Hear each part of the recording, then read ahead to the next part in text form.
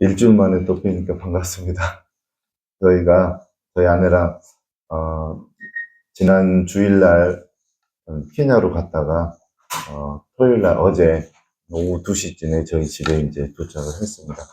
케냐에 간 거는, 케냐의 수도가 나이로비잖아요. 나이로비에 이제, 한 30년 전에 선교사로 가신 이은영 선교사님이라고 그 선교사님이 이렇게 마련해 놓은 나이로비 좀 외곽에 선교센터가 있어요.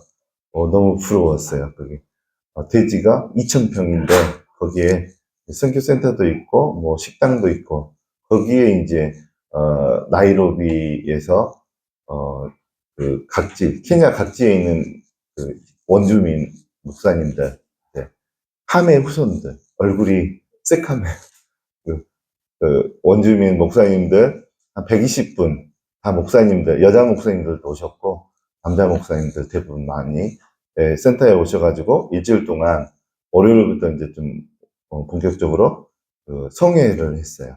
목회자 성회.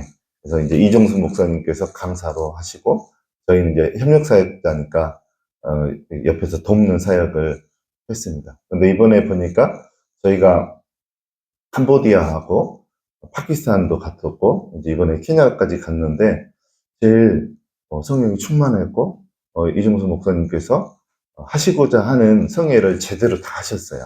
그래서 좀 많이 성령이 충만했었고 오신 목사님들이 케냐가 넓잖아요.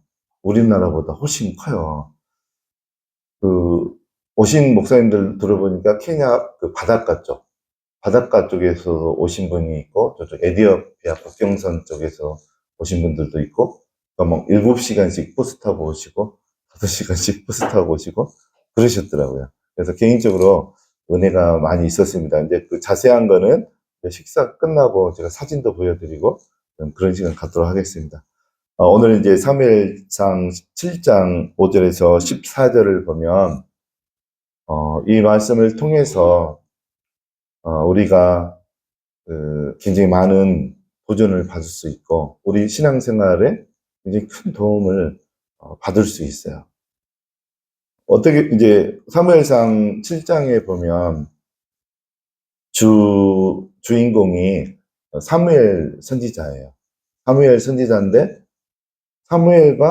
사무엘의 전임 사역자가 누구입니까? 우리가 알고 있듯이 사무엘 전에 사역을 했던 그 사사 누구였을까요? 사사 겸 제사장의 역할을 했던 엘리 제사장이었죠. 엘리 제사장과 사무엘 선지자가 사무엘도 제사장의 역할도 있고 사무엘은 좀 독특했어요. 원래는 제사장이지만 선지자도 했고 그다음에 왕의 역할까지 했었어요. 그래서 굉장히 독특한 인물이 사무엘이었죠. 사무엘의 전임 이제 사역자가 엘리 제사장이었죠. 근데 이제 사무엘상에 보면 엘리 제사장과 사무엘 제사장의 어떤 영적인 분위기라든가 실제로 이스라엘이 나아가는 어떤 그 활력이라든가 그런 게 전혀 달랐어요.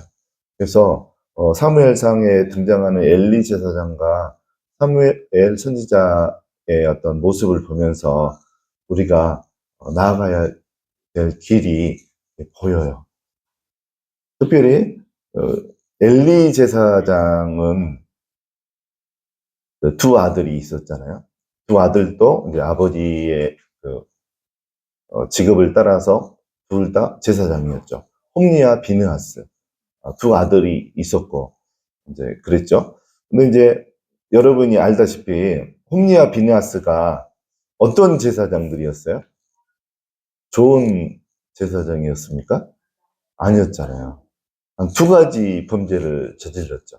한 가지는 제사 지낼 때 하나님이 금하신 것들을 막 어겼어요. 그게 이제 레위기 7장 4절에서 9절에 보면 고기를 제사 지내고 나면 고기가 남잖아요. 그러면 그 고기를 어떻게 하도록 그 레위기 7장에 기록이 되어 있습니까? 남은 거는 제사장도 어느 정도 몫을 떼주고 그래도 남으면 제사 지내러 온 사람들이 나눠 먹고, 그래도 남으면 고아나 가부나 나그네들에게 나눠주게 돼 있거든요. 근데 그거를 예를 들어서 삶기 전에는 못 나누게 돼 있어요. 고기를 삶기 전에. 그리고 고기를 이제 먹더라도 기름을 다 이렇게 분리를 시켜서 기름을 제사의 불로 태워서 하나님께 드리게 돼 있거든요. 근데 기름이 아직 제거가 되지 않은 상태에서 홈리와 비누아스가 아직 삶지도 않았는데 생고기를 주라고 요구를 해서 가져가요. 그러니까 그거는 하나님께서 이제 성경에 보면 하나님을 경멸했다라고 하나님 표현을 해요. 하나님을 존중하는 사람을 하나님께서는 존중하고 하나님을 경멸하는 사람을 하나님이 경멸한다라고 성경에 나와 있어요. 그래서 그 홈리와 비누아스는 그런 첫 번째 제사와 관련된 그 룰을 어겼죠. 그래서 하나님은 그거를 하나님을 경멸했다라고 여기세요. 두 번째 죄는 또 무엇입니까?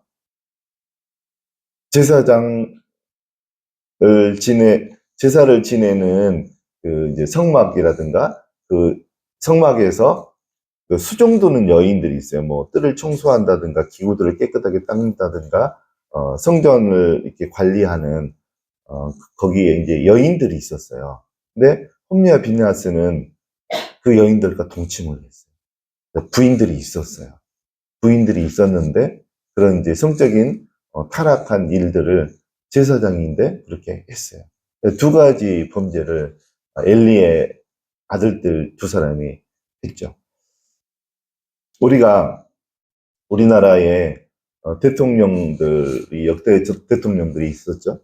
뭐 이제 그 전두환 대통령도 있었고 노무현 대통령도 있었고 박근혜 대통령도 있었고, 그러면 이제 그분들이 다스릴 때를 우리가 표현할 때 뭐라고 합니까, 보통? 그분들이 다스릴 때? 전두환 정권, 박근혜 정권, 그 다음에 또 이렇게도 표현하죠. 전두환 시대, 박근혜 시대, 노무현 시대. 이제 그렇게 표현을 하죠. 그래서 마찬가지로 엘리 제사장이 이스라엘을 다스리는 왕의 역할까지 한 거죠. 엘리 시대 때와 사무엘 시대 때가 명확하게 구분이 돼요. 오늘 성경 사무엘상을 읽어보면. 그래서 홈리와 비느하스의 이제 엘리의 아들들 두 사람의 그 행동, 삶의 모습이 그랬어요. 그래서 그런 시기에 엘리 제사장이 그래도 이제 이스라엘을 다스리는 주 역할을 한 거죠. 근데 여러분들이 알다시피 엘리 제사장 때 이웃나라 이스라엘과 적군인 적대 세력인 나라가 어느 나라였습니까? 엘리나 사무엘 시대 때 블레셋이라는 나라였죠. 블레셋은 결국은 함의 후손이에요. 함의 후손. 그래서 이제 함의 후손들 중에 함의 아들들이 7명이 있죠. 가나안이라는 아들도 있었고, 그 아들들 중에 한 사람이 이제 가나안이었는데, 가나안의 후손이 블레셋 족속까지 나온 거죠. 그래서 결국은 함의 아들들이 밑으로 내려오면서 이스라엘을 이렇게 지속적으로 괴롭히는 블레셋이라는 나라가 된 거죠. 그래서 엘리 시대 때 이제 사장에 보면 블레셋이 침략해 오죠. 그래서 이때 이스라엘 사람들 군인들이 블레셋 군인들 막기 위해서 나갔다가 사장에 보면 몇 명이 죽었다라고 되어 있습니까? 4장 2절에 보면 4,000명이 죽었어요. 이스라엘 백성들이. 블레셋 사람들이 쳐들어오니까. 그러니까 이제 우리가 힘들 때 의지하는 게 있잖아요. 여러분들은 힘이 들 때 무엇을 의지합니까? 힘들 때 무엇을 의지해요? 좀 능력 있고 연줄 있는 사람을 보통 의지하잖아요. 신앙이 좋은 사람들도 뭐 예를 들어서 가족 중에 누가 어떤 불미스러운 사건을 통해서 경찰서에 잡혀 들어갔다. 그러면 이제 우리 작은아버지나 삼촌이나 외삼촌 중에 뭐 그 법관 출신이 있나? 고위 그 경찰 간부가 있지 않나? 또 친구 중에 그렇지 않나? 그런 위치에 있는 사람이 있지 않나? 이렇게 연주를 찾잖아요. 저희 친구 한 명도 그 이게 경찰 한 명 있고 또 국정원이라고 하나요? 저희 대학 동기 한 명이 국정원 친구가 있어요. 그래서 이제 힘들 때, 어려운 일을 당할 때 연주를 찾잖아요. 그러듯이 4천 명의 군인이 죽고 나니까 어떤 거를 이스라엘 백성들이 찾아왔습니까? 사장에 보면 언약궤를 이제 전쟁터는 에베네셀 지역이었어요. 근데 언약궤는 실로에 있었거든요. 실로는 요단강에서 서쪽으로 가까운 지역이고 에베네셀은 이제 블레셋하고 가까운, 그러니까 북서쪽으로 더 올라가는 지역에 에베네셀 지역에 이제 그 전투가 벌어진 거죠. 그러니까 실로에 있던 언약궤를 이제 그래도 다행이죠. 하나님의 말씀 언약궤 안에는 모세의 그 십계명이 들어 있었고 하나님의 말씀을 의지해서 언약궤를 전쟁터에 모시고 온 거죠.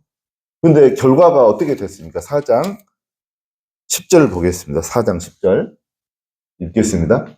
블레셋 사람들이 찾더니 이스라엘을 피하여 각기 사망으로 도망하였고 갈피 시기 거쳐서 이스라엘 사람을 저 옛날에 군인 3만 명이 죽었다고 하면 엄청난 큰 패배를 당한 거예요. 그 전에 또 4천 명이 죽었는데 3만 4천 명의 이스라엘 군인들이 죽은 거예요. 블레셋 군인들한테. 그러니까 이제 사람들이 공황 상태에 빠진 거죠. 언약궤만 전쟁터에 오면 하나님이 알아서 블레셋 군인들을 무찌르고 이스라엘 나라를 구해줄 걸로 여기고 생각하고 굳게 믿고 언약궤를 가지고 왔는데 결과가 저런 거예요. 그러면 우리가 봤을 때 이 이유는 왜 그런 것 같습니까? 이렇게 됐던 이유는 어떤 이유가 직접적인 계기가 됐을까요? 이 언약궤를 누가 데리고 왔어요? 모시고 왔어요? 그때 엘리 제사장의 아들들도 제사장이라 그랬잖아요. 홈리와 비느하스가 이 언약궤를 가져왔어요. 실로에서. 근데 홈리와 비느하스의 그 행동이 아까 제가 두 가지 범죄를 이야기했잖아요. 죄악 가운데 있었어요. 그 두 사람은. 그래서 결국은 어떻게 보면 홈리와 비느하스 때문에 이스라엘 군인들 3만 4천 명 정도가 죽었다라고 우리가 볼 수가 있어요. 그리고 동네가 빼앗겼어요. 여기에 보면 에그론과 7장에 보면 다시 회복한 동네 이름이 에그론과 가드, 이 두 도시까지 빼앗겨 버렸어요. 전쟁에 패하면서. 이스라엘 땅이었는데, 도시였는데, 그래서 아까 이제 정권과 그 시대 이야기를 했는데, 그래서 엘리 시대 때는 한마디로 보면 패배한 시대예요. 블레셋 나라의 패배한 시대. 그리고 성읍까지 빼앗겼죠. 빼앗기는. 그럼 빼앗기면, 성읍 빼앗기면 누구까지 빼앗기는 거예요? 그 성읍에 사는 백성들도 빼앗기고 가축들도 빼앗기고 소유물도 다 빼앗기는 거예요. 전쟁에 진 사람들은 이때 당시는 그냥 노예로 사는 거죠. 하인으로. 가축들은 이제 빼앗겨서 침략에서 성공한 이긴 자들의 소유물이 되는 거고요. 그렇게 된 거죠. 그러니까 여기에서 뭐 3만 4천 명이 죽었으면 또 에그론과 가드가 빼앗김을 당하면 문자적으로 이게 간단한 문제가 아니에요.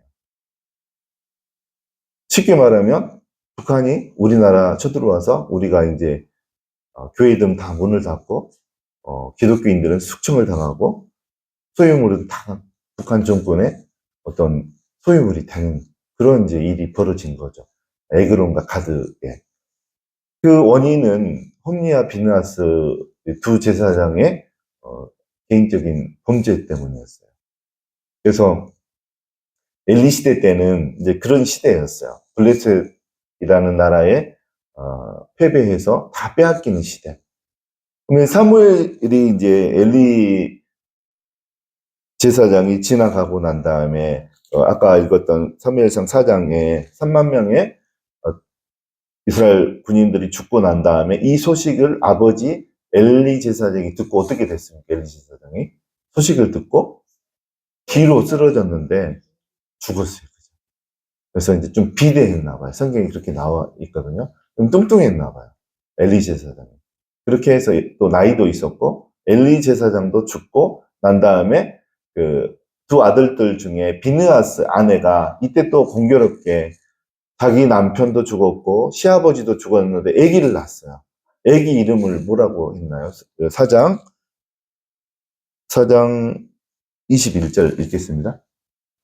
영광이 이스라엘에서 떠났다 하고 아이 이름이 가까우셨으니 하늘이 가까웠고 그의 시아버지와 남편이 죽었기 때문이요.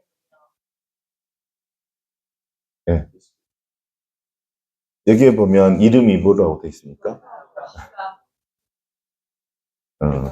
이가봇은 히브리어예요.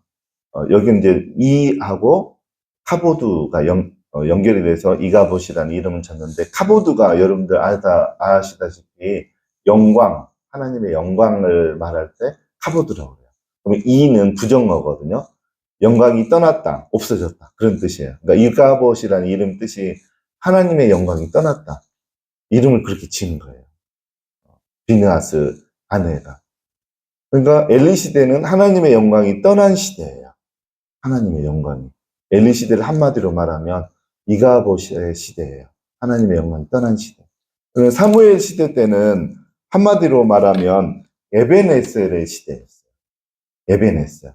그러면 에벤에셀이라는 단어는 어떤 의미가 있냐면 여기에도 두 개의 단어가 결합이 된 단어예요. 에벤은 바위, 돌이라는 뜻이고 에셀은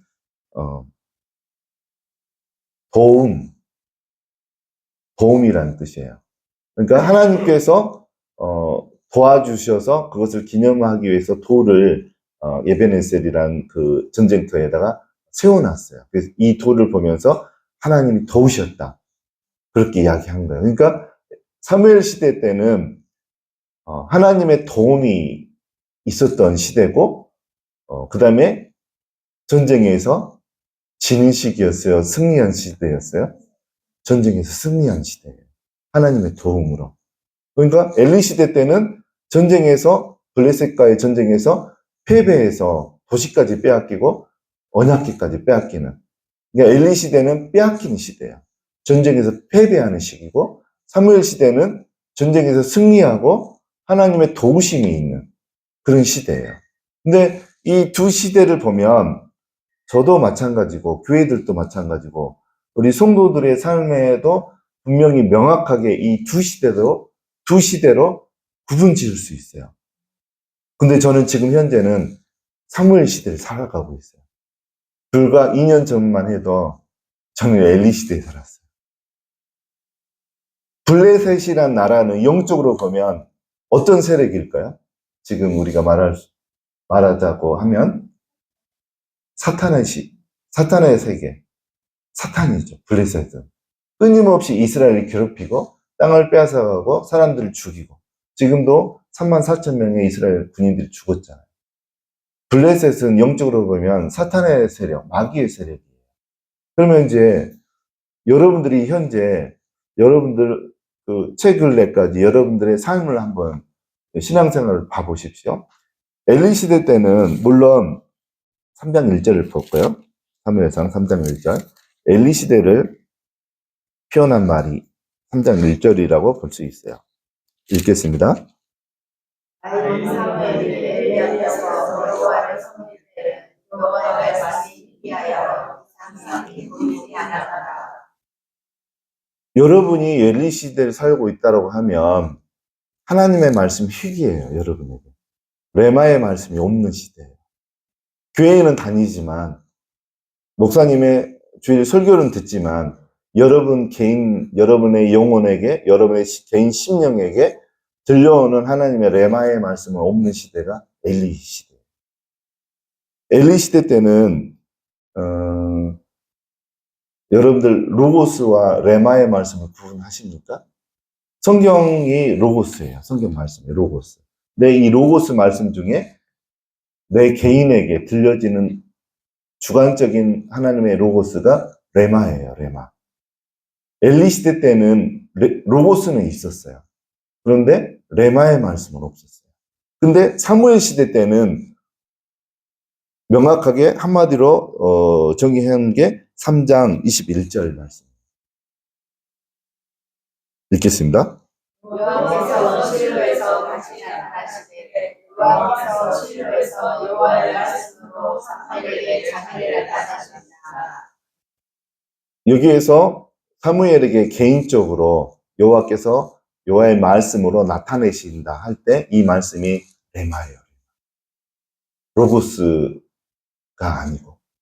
그래서 여러분에게 교회 안에서 이렇게 하나님의 말씀, 로고스의 말씀은 있어요. 근데 개인적으로 여러분 안에 들려지는 하나님의 음성, 말씀이 없다고 하면 여러분은 아직 엘리 시대 살고 있는 거예요. 엘리 시대. 그리고 여러분들의 삶을 한번 봐보세요. 블레셋의 목적은 뭐였어요? 죽였잖아요. 또 무엇을 뺏어갔나요? 성읍을 빼앗아가고 이스라엘 백성들을 빼앗아가는 거죠. 그러면 이거를 성경에 이런 표현이 나와요. 요한복음 10장 10절을 볼까요? 요한복음 10장 10절 읽겠습니다. 그분의 것을 도둑질하고 죽이고 멸망시키려는 것이며 그러한 것을 양으로 생각하게 하고 더욱 상기하게 하라. 여기 보세요. 도둑질하고 죽이고 멸망시키는 것이 누가 합니까? 도둑이 하잖아요. 도둑. 여기 10장 이하에 보면 이 도둑을 마귀라고 되어 있어요. 또 여기 이제 요한복음 10장 10절에 본문이 뭐 마태복음, 마가복음에도 똑같이 나오거든요. 그 본문을 이제 동일 본문이라고 그래요. 동일 본문의 밑부분에 가면 도둑은 즉 마귀인이라고 되어 있어요. 성경에. 그러니까 마귀의 목적은 도둑질하고 죽이고 멸망시키는 거예요. 그러면 여러분의 신앙의 모습, 여러분의 삶의 모습을 봐보세요. 여러분들 도둑당하지 않았습니까? 여러분의 어떤 가족이나 친척이 어떤 불의의 사고나 질병으로 죽어가고 있지 않습니까? 특별히 굉장히 많은 재정을 잃었다. 도둑질 당한 거예요. 영적으로. 누가 도둑질에 간 겁니까? 마귀가 도둑질에 간 거예요. 뭐 100만 원, 200만 원, 이 정도가 아니고, 훨씬 많은 재정을 잃는 것은 정확하게 도둑이 도둑질에 간 거예요. 마귀가. 여러분의 삶 가운데 최근에 그런 일이 있었다라고 하면 여러분은 블레셋의 전쟁에서 지고 있는 거예요. 마귀와의 전쟁에서 지고 있는 거예요. 마귀의 목적은 죽이고 멸망시키고 도둑질에 가는 거거든요. 저도 2년 전에 그랬어요. 2년 전에. 엘리의 시대를 살고 있었어요. 물론 저에게 말씀이 없었던 건 아니었어요. 제 안에. 말씀이 있었죠. 그런데 현실은 다 도둑질을 당하고 있었던 거죠. 그러니까 이제 저는 뭐를 도둑질에 당했냐면, 재정을 도둑질을 당했어요. 이제 저희 아내가 기쁨의 교회에서 특강 시간에 간증을 했는데, 여기 저희 동네 마트에 갔는데, 우리 막내딸이 뭐가 먹고 싶다고, 이게 사러 갔는데, 물건을 잔뜩 샀어요. 근데 계산하다 보니까 몇백원이 부족해. 조금 샀는데, 몇백 원이 부족해가지고, 200 얼마가 부족해가지고, 다시 진열대에다가 물건을 갖다 놓고 나오면서 울었대요. 지갑에 몇천 원도 없었던 거예요. 그때 당시. 한 2년 전만 해도.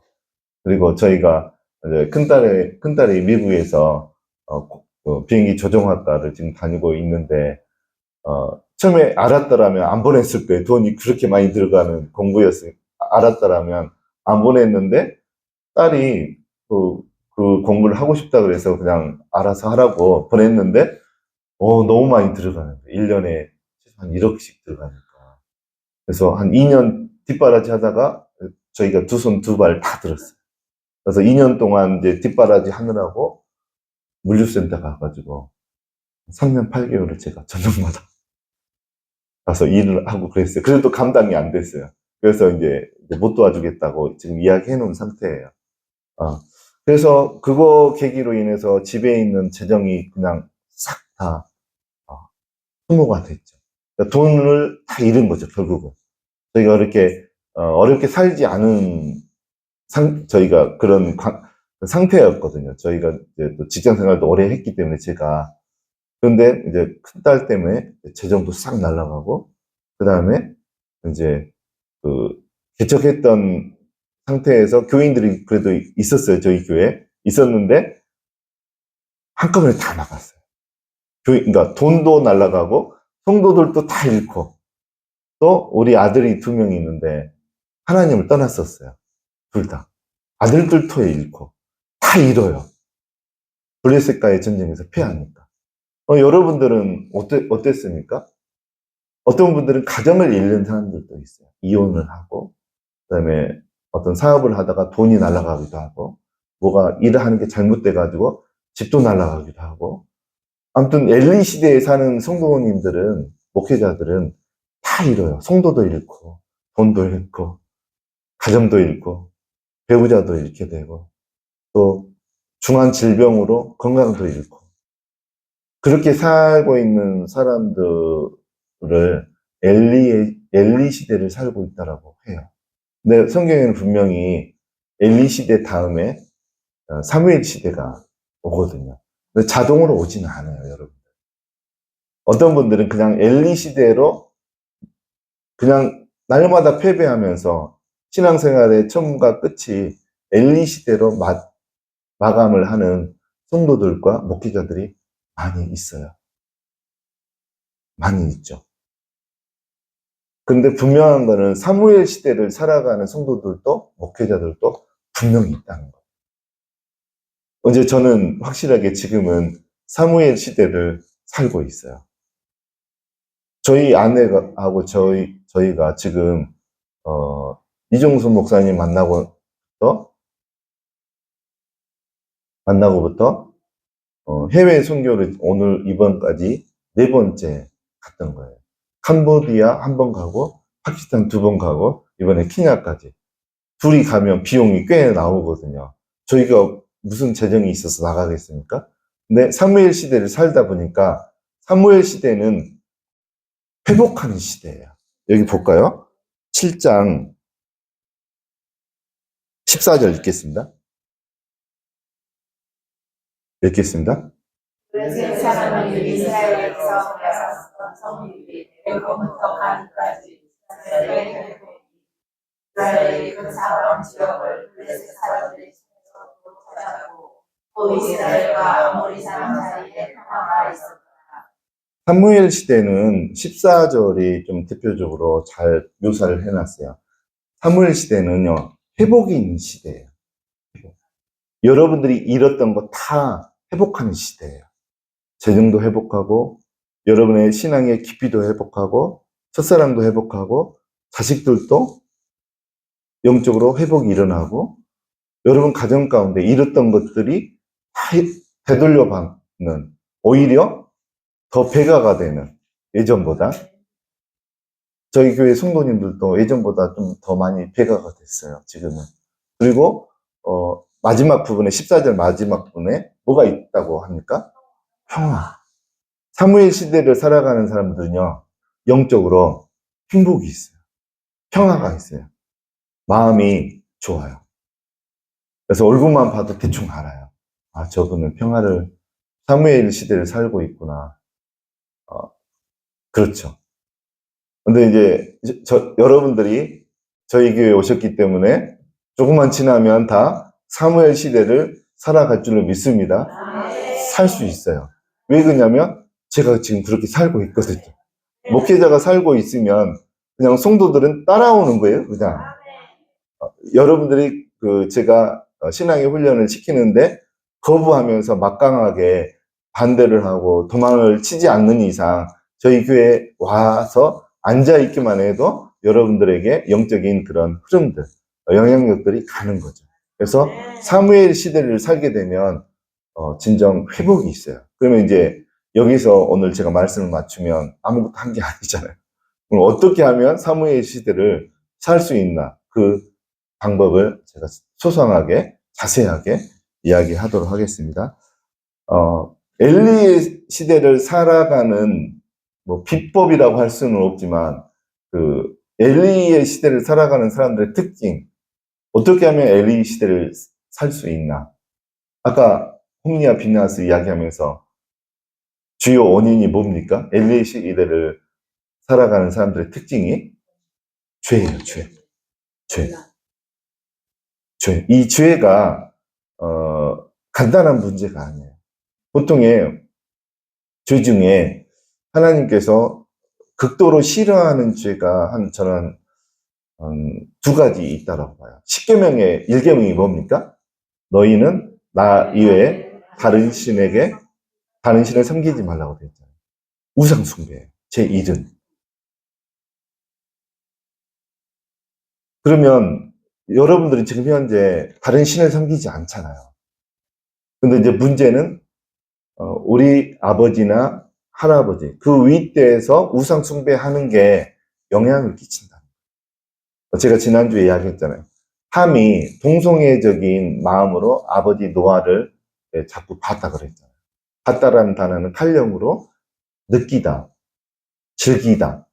그리고 그 동사 자체 라 동사가 기본형인데 그 성경에 쓰여 있는 단어는 변형이 돼가지고 와우 계속법 칼령으로 되어 있어요. 그러니까 그런 그 함의 아버지 하체를 보면서 이렇게 본 게 그냥 본 게 아니에요. 동작과 습관이 반복되어질 때 와우 계속법을 쓰거든요. 그러니까 한두 번 그랬다는 게 아니에요. 그러니까는 그 마음에 다른 동기가 있었던 거죠. 그러니까 그 함의 그런 동기들 때문에 가나안 그 아들, 함의 아들 중에 한 사람인 가나안 아들이 있죠. 7 아들 중에 그 가나안의 족속 후손들이 대대적으로 대대로 성적인 타락이 있었어요. 그래서 동성연애도 거기에서 나왔고, 그 다음에 동들과의 관계도 나오게 되고, 그 다음에 가족들 간에 어떤 난잡한 성적인 교류가 이제 있었던 거죠. 그래서 그 함의 일 때문에 그 한 가지 어떤 마음의 태도 때문에 가나안 시대의 가나안 족속들 가운데 그런 이제 성적인 문란함이 있었죠. 그래서 성경 그 출애굽기 20장인가 레위기 20장에 보면 그 가나안 땅이 가나안 족속들을 토해냈다라는 표현이 나와요. 죄를 짓게 되면 토해내거든요. 그리고 이제 이사야 5장 4절 한번 볼까요? 4절 5절.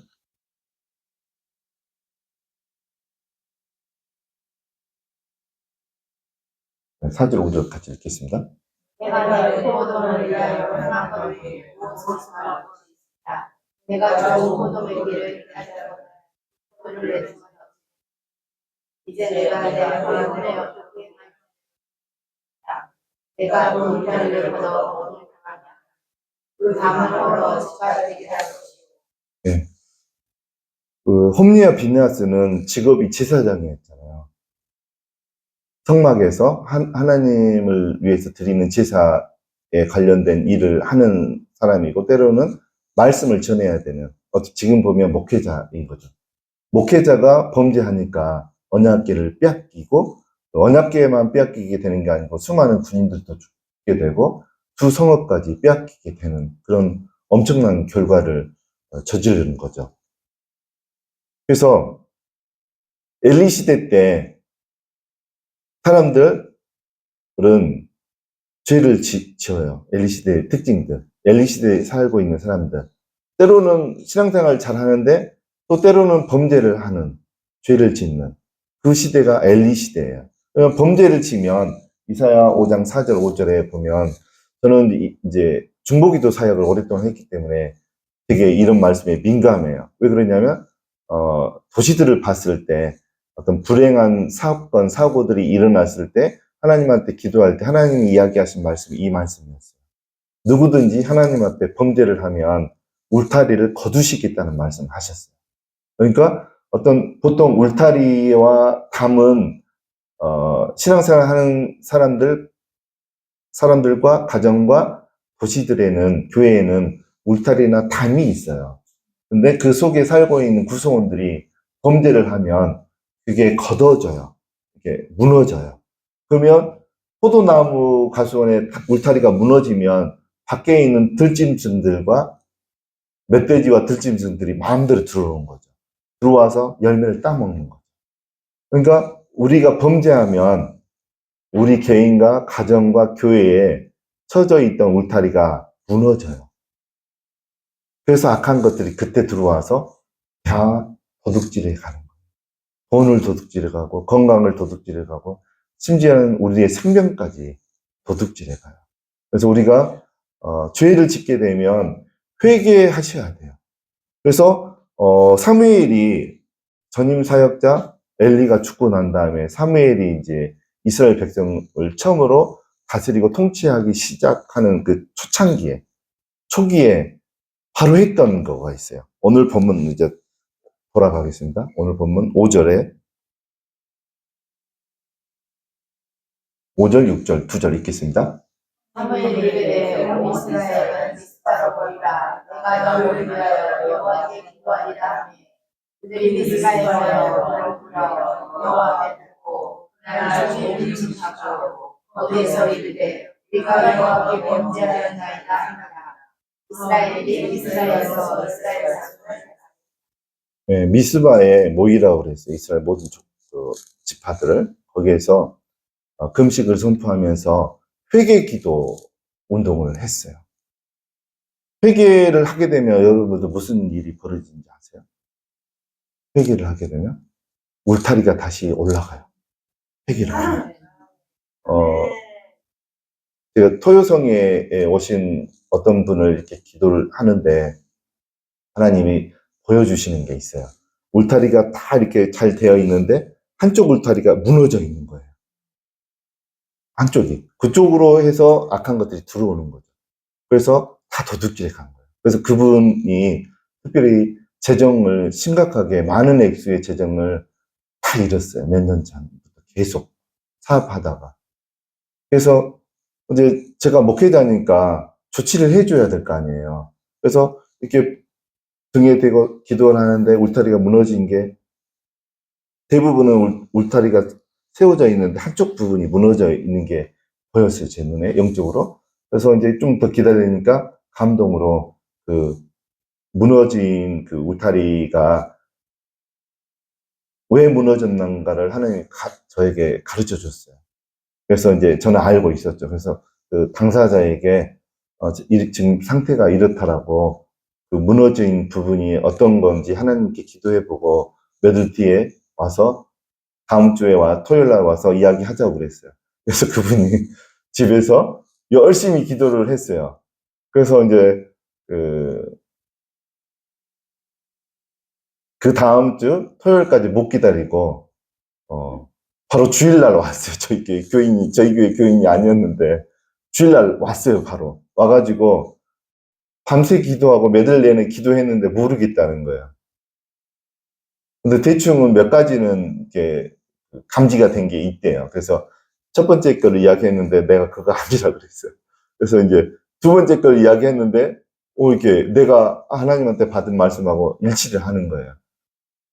그래서 자세한 거는 제가 이야기를 못해요. 그런데 이제 주 내용은 그거예요. 남편분은 하나님을 안 믿어요. 안 믿는데 이분이 신앙생활 너무 열심히 하는 거예요. 그래서 새벽 기도 빠지지 않고 수요 기도에, 금요 기도에, 주일 예배에 안 빠져요. 그러니까 집에 있는 시간이 별로 없는 거예요. 그러면 신앙이 없는 남편 입장에서는 어떤 생각을 가질 가능성이 있어요? 자기 부인을 뺏겼다. 누구한테 뺏겼다고 생각할까요? 하나님은 안 보이잖아요. 그러니까 목사님한테 뺏겼다고 생각하는 거예요. 그러니까 남편이 늘 목사님들 비방하고 이렇게 막 했나봐요. 그러면 여러분들 조심해야 돼요. 목회자는 누가 세우셨나요? 다른 죄는 저질러도 조금 그 대가가 간단하게 치를 수 있지만 하나님이 목회자를 세웠잖아요. 기름 부어서.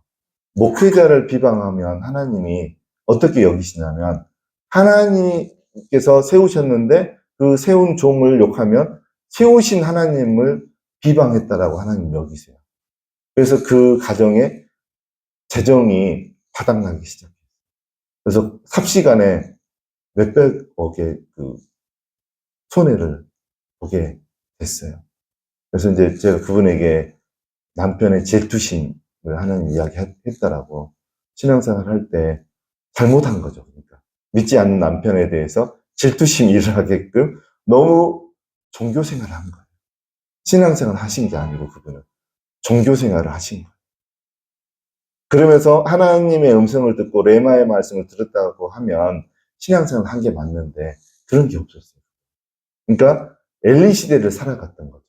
엘리 시대 때는 하나님의 말씀이 희귀한 시대예요.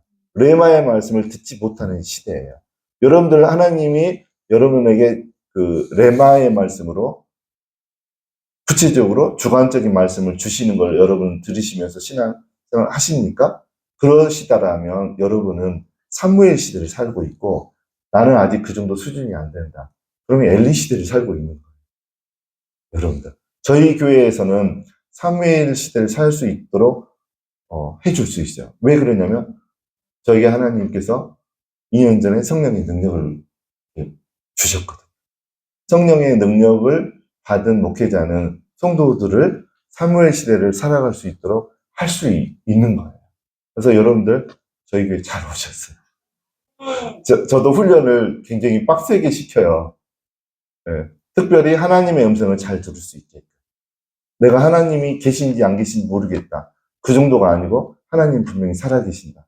나에게 말씀하신다. 그렇게 할 수 있을 정도로 제가 훈련을 시켜드릴 거예요. 그래서 사무엘 시대를 살게 되면 회복이 일어나죠. 빼앗겼던 거 다 다시 되찾아요. 저는 지금 재정의 회복이 조금씩 일어나고 있어요. 다 빼앗겼을 때는 저녁마다 저녁 12시까지 물류센터에 가서 일을 해도 부족했어요. 저희 큰딸한테 보내고 나면 너무 부족한 거예요. 미국하고 우리나라하고 환율이 있고 돈의 가치가 다르잖아요. 돈의 가치가 한 8분의 1 정도라고 하더라고요. 그러니까 여기에서 예를 들어서 1,000만 원을 보내면 200만 원의 가치밖에 안 되는 거예요. 그러니까는 별 도움이 안 됐던 거예요.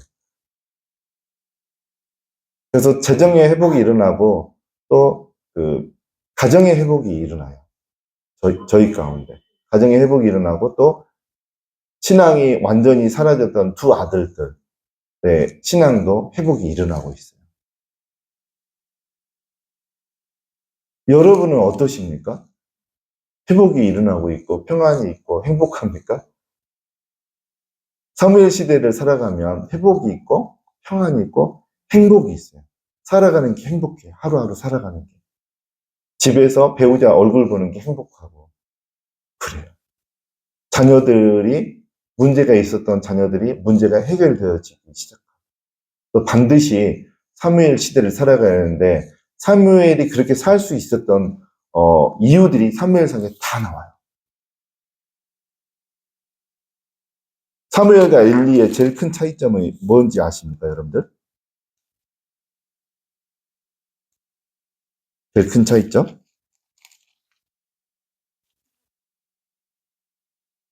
사무엘상 3장에 보면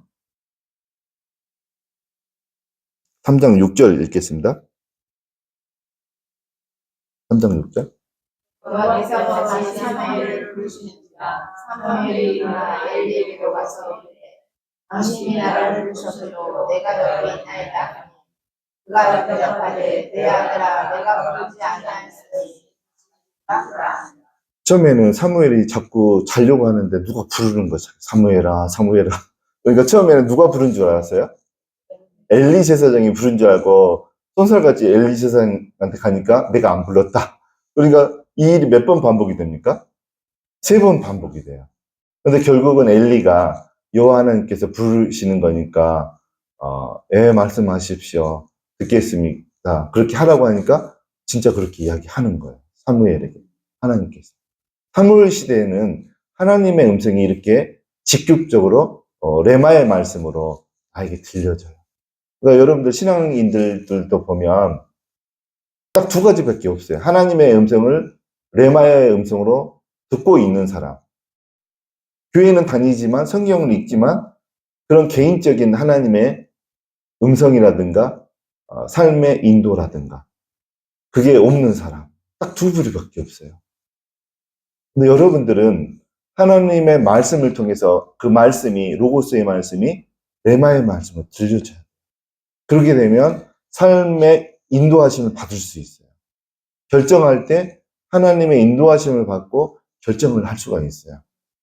근데 하나님의 말씀이 레마의 말씀으로 들리지 않으면 다들 자기 생각으로 듣고 판단하고 결정을 해요. 그러면 뺏기는 거죠. 뺏기는 거예요. 사무엘 시대를 살기 위해서는 이런 하나님의 음성이 들려져야 되고요. 그 다음에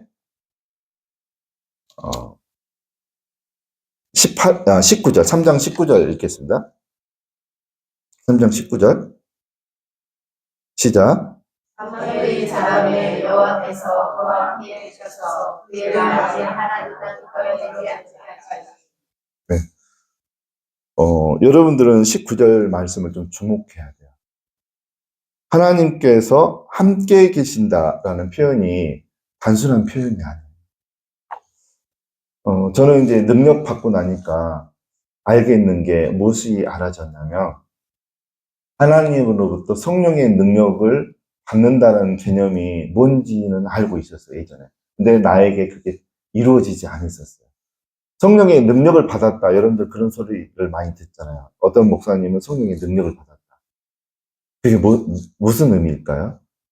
능력 받았다는 걸 여러분들 어떻게 해석을 하고 계십니까? 어떤 목사님은 능력을 받았다. 그럼 뭘 받은 거라고 여러분들 생각하십니까? 성경적인 해석이 뭘까요? 저는 예전에도 그 해석은 하고 있었어요. 말씀 묵상을 오래 했기 때문에 성경에 다 나와 있어요. 성령의 능력을 받았다는 것이 19절에 나와 있어요. 정확하게. 다시 한번 읽어볼까요? 사무엘이 자라매 여호와께서 그와 함께 계셔서 그의 말이 하나도 꺼내지 아니하시니. 어떤 하나님의 자녀나 목회자가 어떤 일을 할 때, 목회자는 사역을 하겠죠? 사역을 할 때 하나님이 함께 계시는 게 능력을 받는다라는 표현이에요. 그러면 능력을 받지 않으면 목회자가 사역을 할 때 어떤 일이 벌어질까요? 하나님이 함께 하지 않아요, 그 사역에. 그러니까 아무런 일도 안 일어나요. 목회자가 성령의 능력을 받지 않으면 아무런 일도 안 일어나요. 그러니까 예를 들어서 병든 자를 위해서 목사님들이 안수하면서 기도하면 아무런 일이 안 일어나요. 또 귀신을 들린 사람이 오더라도 안수하더라도 귀신이 나가지도 않아요. 하나님이 함께 하지 않으니까. 근데 사무엘은 하나님이 함께 하는 사람이었어요. 다른 말로 하면 성령의 뭐를 받은 분입니까? 능력을 받은 분. 그래서 사무엘 시대를 살아가려면 성령과 능력까지 받으셔야 돼요. 성령을 받게 되면 레마의 말씀이 들리기 시작해요. 사도행전 1장 8절을 읽겠습니다.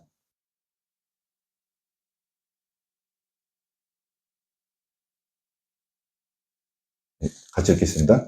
오직 성령이 너희에게 임하시면 너희가 권능을 받고 사마리아 땅까지 내리라 하셨다. 이제 여기 사도행전 1장 8절에 보면 성령이 임하시면 권능을 받게 될 것이고 증인으로서 살게 될 것이다. 우리 생각할 때 다 이게 미래 시제로 돼 있는 걸로 보이시잖아요. 단어들이. 임하시게 되면, 그 다음에 받고 증인으로 삶을 살게 되리라. 이 단어들 세 개의 동사가 여러분들 보시기에는 미래형으로 있는 것 같잖아요. 근데 성령이 너에게 임하시면 이 단어가 과거형이에요. 그러니까 성령을 받게 되는 거가 먼저고 능력을 받게 되는 것은 나중이에요. 저는 분명히 오래전에 방언의 은사 받을 때 성령을 받았어요. 그 이후로 성령의 음성이 들리기 시작했거든요. 레마의 말씀이 막 오기 시작했거든요. 그러니까 성령을 여러분들이 다 받으셔야 돼요. 예수님을 구주로 영접할 때 내주하시는 그 성령을 말하는 게 아니고 위로부터 임하시는 성령을 받으셔야 돼요. 그럴 때 성령의 음성이 들려지기 시작하고 로고스의 말씀, 성경 말씀을 읽을 때 이 말씀이 레마의 말씀으로 들려지기 시작해요. 성령을 받으실 때. 그래서 여러분들 성령 받기를 사모하셔야 돼요. 영접할 때 내주하시는 성령을 말하는 게 아니에요. 위로부터 임하시는 성령. 그리고 난 다음에 권능은 능력이라고도 할 수 있어요. 능력을 받으셔야 돼요. 이거는 시제가 달라요. 과거형과 미래형. 그래서 능력을 받게 되면 하나님이 함께하기 시작해요. 그때로부터. 그게 어디에 또 우리가 알 수 있냐면 다윗을 통해서 알 수 있어요. 사무엘상 16장 13절. 사무엘상 16장 13절. 읽겠습니다. 사무엘이 영장을 가져다가 내 형제 중에서 그에게 거두니 그날 이후로 다윗이 여호와의 영에게 양성하사 사무엘이 떠나서 나가고 성령의 능력을 받았다라는 표현을 두 가지로 말할 수 있는데 첫 번째가 여호와께서 함께 하신다라고 말할 수 있고 두 번째 표현이 여기에 나와 있어요. 뭔 것 같습니까? 여러분들 여호와의 영이 크게 감동됩니다. 근데 여기에서도 이제 감동됨이라는 이 단어가 히브리어로 찰라흐라는 단어를 쓰는데 이 찰라흐라는 단어가 10장 사무엘상 10장 7절에는 다른 단어로 되어 있어요. 한글 번역할 때. 근데 히브리어 단어는 찰라 똑같아요. 읽겠습니다. 이 친구가 내게 임하거든 너는 그를 따라 행하라 하나님이 너와 함께 하십니다. 여기는 무슨 단어가 찰라일까요? 아까는 감동되니라라고 되어 있잖아요. 여기는 뭘까요? 임하다. 찰나가 임하다요. 네. 그러니까 이제 기쁨의 성에 간 사람들은 보셨을 거예요. 이종선 목사님이 협력사역자들 이렇게 쭉 앉혀놓고 안수할 때 무슨 일이 벌어집니까? 막 떼굴떼굴 구르는 사람이 있고 다리가 하늘로 올라가고 계단으로 막 굴러 떨어지는 사람이 있고 성령님이 강력하게 임하니까 그런 일이 벌어지는 거예요. 성령님이 크게 임하니까 못 견디는 거예요. 그 사람의 몸이. 그러니까 막 소리를 지르고 못 보셨죠? 여러분들 성령 임하시는 장면을.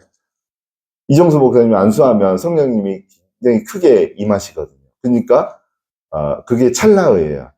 돌진하다. 원래 뜻은. 성령님이 돌진에 들어오니까 못 견디는 거 사람이. 그러니까 막 소리를 지르고 그러는 거죠.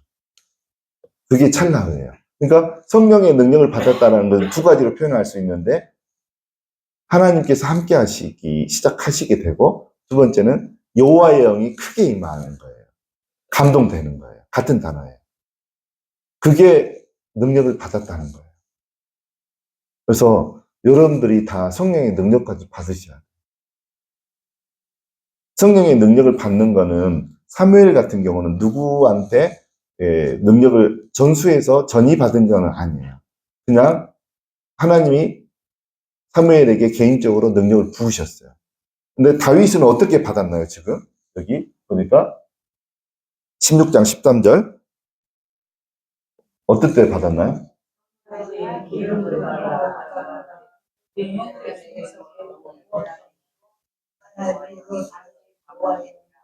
사무엘 선지자가 다윗에게 기름병에다가 감람유겠죠? 감람유를 넣어서 머리에 부으니까 기름 부심 받으니까 성령의 능력이 임했어요.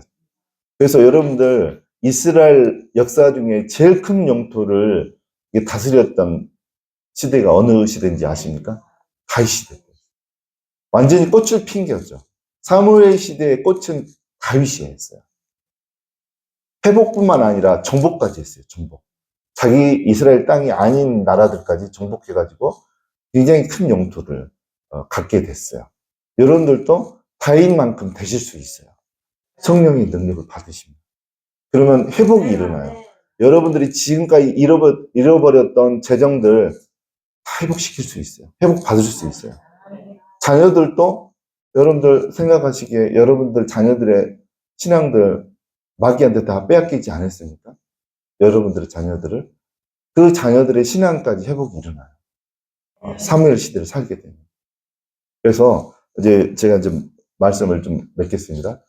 성령의 능력을 받게 되면 블레셋, 영적인 지금으로 말하면 마귀로부터 마귀는 끊임없이 하나님의 자녀들에게 와서 도둑질해가고 죽이고 멸망시키는 일을 지금까지 해요. 엘리 시대를 살게 되면 그런 블레셋의 시대 그런 세력들이 감당이 안 돼요. 그래서 빼앗기고 병들고 또 사고로 질병으로 죽기도 하고 다 성도들인데 그렇게 비참하게 살아가고 있어요. 전쟁에서 지게 되면 비참해지는 거예요. 근데 수많은 크리스찬들이 목회자들이 영적 전쟁에서 지는 거예요. 근데 하나님은 우리가 사무엘 시대를 살기를 원하세요. 전쟁에서 이기기를 원하세요. 회복시키기를 원하세요. 여러분 가운데 평안이 임하기를 원해요. 행복하게 신앙생활을 하기를 원하세요. 능력을 받으시면 돼요. 여호와의 말씀이 여러분에게 자주 들리시면 돼요. 그래서 여러분이 이제 앞으로는 성령님의 음성을 듣고 지도하심을 받고 인도하심을 따라서 살아가기를 하나님은 너무나 원하세요. 그래서 여러분들을 저희 교회에 보내셨어요.